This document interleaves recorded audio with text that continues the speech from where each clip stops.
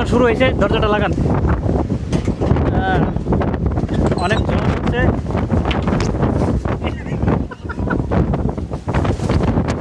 আমার জুতা তো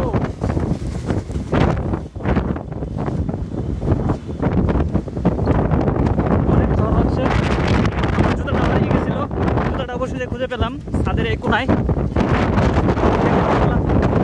ধুলি ঝড়, অনেক ঝড় হচ্ছে।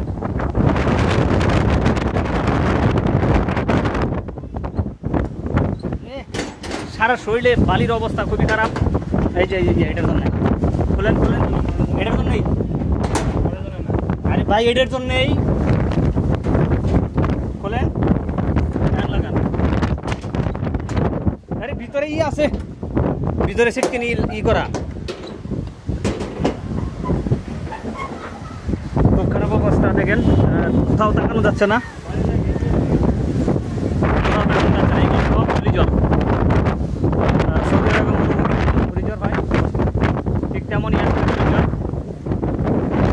শরীরে কিন্তু ধুলাবালু মেঘে অনেক খারাপ অবস্থা, মাথার মধ্যে অনেক ধুলাবালি ঢুকছে।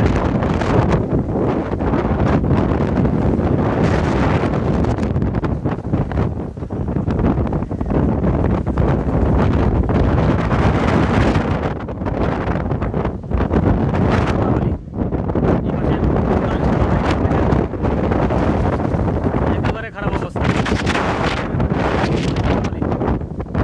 কোথাও তাকাও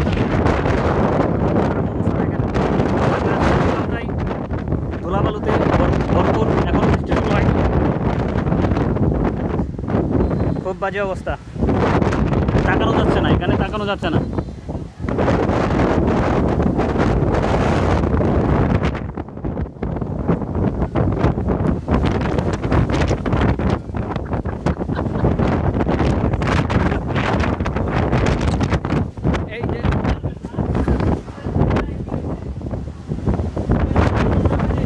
সবগুলার অবস্থা কি দেখেন, মানে মনে হয় যে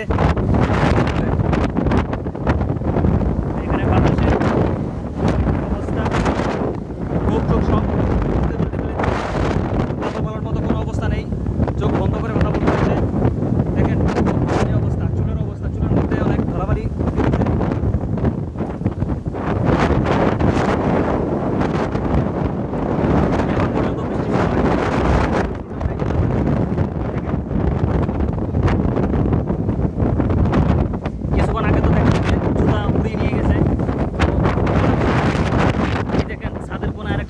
আছে খুব বাজে অবস্থা। আমি দেখিনি বাংলাদেশে এরকম মনে হয় এরকমই আগে কখনো এরকম ঘূর্ণিঝড় হয়নি। দেখেন আকাশ অন্ধকার, কিন্তু নিচে কিন্তু টোটালি সাদা।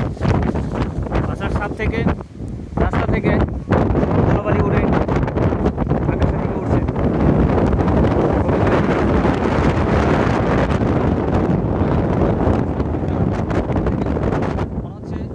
বাতাসে সব উড়িয়ে নিয়ে যাবে,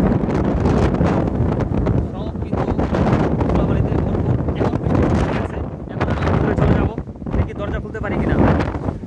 এই দরজা খুলেন, দরজা খুলেন ভাই।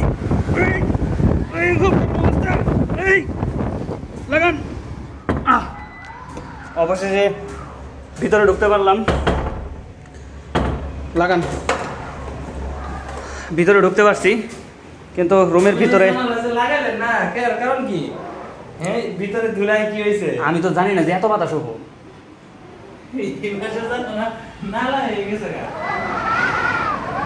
দেখেন কি একটা সাউন্ড হচ্ছে বাতাসের জন্য,